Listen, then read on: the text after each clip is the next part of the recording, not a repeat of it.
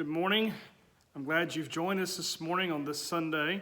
We're going to be diving into Numbers chapter 11. The last couple of weeks, we've been traveling with the Israelites from Egypt to the Promised Land. And I really feel like this almost mirrors what's going on in our life, mirroring our journey as we're traveling through this self-quarantine. And so today we're going to be talking about how to overcome a complaining heart. Now, I don't know if you've been looking much at Facebook, but people are complaining every day, every hour of every day. A lot of it is disguised. It's disguised through pictures. It's disguised with sarcasm. Some of it is not even disguised. Some of it is just a blatant statement of how unhappy people are. Our nation is divided. People are suffering. They're in pain. It's everywhere. Our nation is complaining. And that really reminds me of the Israelites. They've been set free from their captors in Egypt, and God is providing all these things, but along their journey to the Promised Land, they cannot quit complaining. If it's not about food, it's about water. If it's not about those things, it's about Moses' leadership. It's about anything they can set their eyes on. They're always complaining.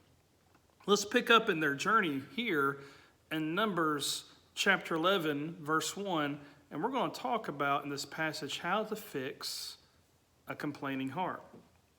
Verse 1, Now the people complained about their hardships in the hearing of the Lord, and when he heard them, his anger was aroused. Then the fire of the Lord burned against them and consumed them on the outskirts of the camp. So here, just as they're going on their journey, here they're just complaining as they walk. It kind of reminds me of last summer. Last summer, me and my wife and the kids piled in our car, and we decided we'd go to Montana on a mission trip. That's a 5-day journey. Now, on our way in Alabama, we haven't left the house. It hasn't been an hour. And I hear in the back seat, "Are we there yet?" And I was like, oh my goodness.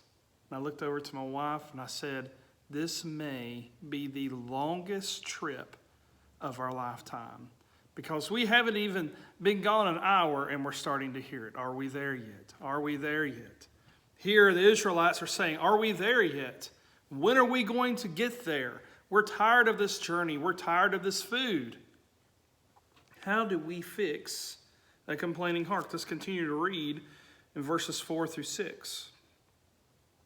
The rabble with them began to crave other food. And again the Israelites started wailing and said, if we only had meat to eat.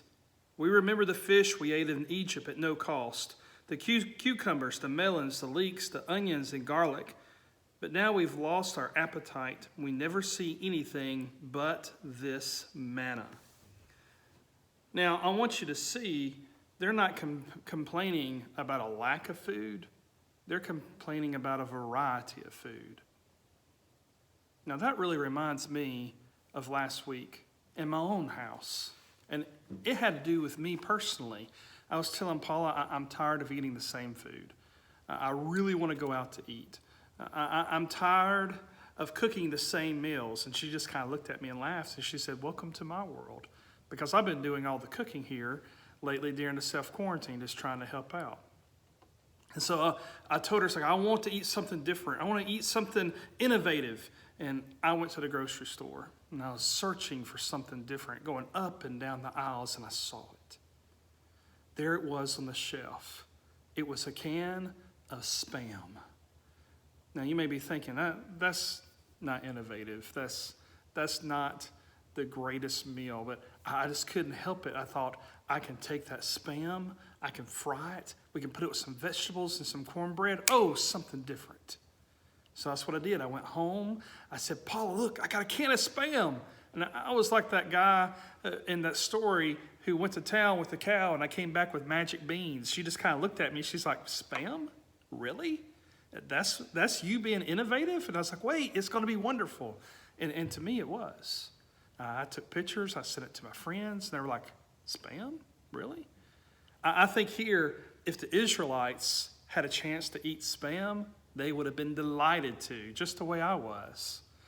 But see, here's their problem, and it's also our problem, my problem.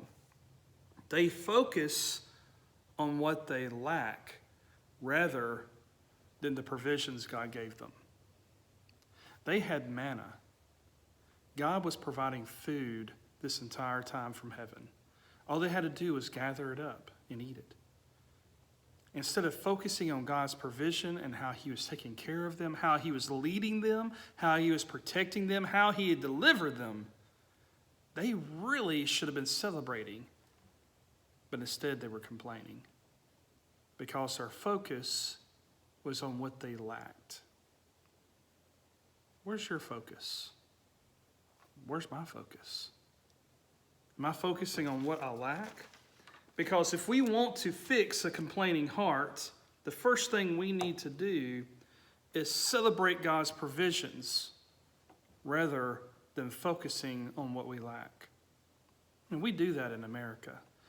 We have so many provisions within our country, and we focus on what we don't have. We tell ourselves, I have money, but it's not enough. I have a house, but I wish it was bigger. I have the latest technology, but I can't wait till the newest technology comes out. It's never enough. We're always looking at what we lack rather than what God's provided. And we should be celebrating. It really reminds me of Philippians chapter 4, and chapter 4, verse 11. Paul says, I'm not saying this because I am in need, for I've learned to be content whatever the circumstance. I know what it's like to be in need. I know what it's like to have plenty. I've learned a secret to being content in any and every circumstance, whether fed or hungry, whether living in plenty or in want. I can do all things through Christ who gives me strength. Here Paul is saying that when I have plenty, God's given me strength to be content. When I have nothing, God has given me strength to be content. Are we focusing on God and his provisions? Or are we focusing on what we lack? Because there should be a celebration. Israel should be celebrating. They've been delivered from slavery. Their captors have been completely destroyed. There's a cloud, a pillar that's leading them by day, protecting them. They have food from heaven. There's lots of provisions they should be celebrating. Just like us, we should be celebrating how we've been liberated from sin and how Christ has provided for us in this life and also the next. And that we have a home, and that we have a place for our family, that we have all these provisions God has given us, but our focus is on what we lack. If you want to fix that complaining heart, if you want to celebrate, then you got to focus on God's provisions. The second thing we need to do if we want to fix a complaining heart is we need to have faith in God's power, even in times of pain and suffering. Now that's hard. That's easy to say, but hard to do. It's hard to have faith in God's power and his provisions when everything around us is crumbling down. The best way to do that is to go back and remind ourselves of God's power. Israelites could have easily written down on some stones. They could have chiseled a list of the things that the Lord had done. They could have chiseled all the 10 plagues and how God delivered them, basically kept them safe in the midst of all those plagues. They could have wrote down about the Red Sea. They could have wrote down how water came from a rock, how they were led to an oasis, and how God was taking care of them every single step along their journey. But see, they had short memories. And I feel like one of the reasons we complain a lot is because we have a short memory too. We don't really remember those past victories. We're always clinging to the defeats. We're always focusing on the negative. And it's hardening our heart and turning us against the very one who's providing for us. We should be celebrating God's provision. We should have faith in the midst of pain and suffering because God is faithful. He's at work right now as we speak. That's how we fix a complaining heart. I think the third way that we can fix a complaining heart is to focus on the giver rather than the gift. You know, really and truly, a lot of us feel like if the Lord would just answer my prayer, if these answers would finally come, then I could be happy. If I had this, this, and this, if God would give me the things that I lacked, then I could finally celebrate. Well, let me say this. The giver of those gifts is the one who supplies. He is the source of joy, not the gifts. Now, too many of us are focused on if I just had this, then I'd be happy. Like the Israelites, if I just had some fish, some leeks, some garlic, some onions, I'd be happy. What is it that we lack? What answer are we looking for that when we have it, we know in our hearts we'll be happy? Because let me tell you this, we have all that we need to be happy, to be filled with joy, and to celebrate. And his name is Jesus Christ. We have every provision has been provided.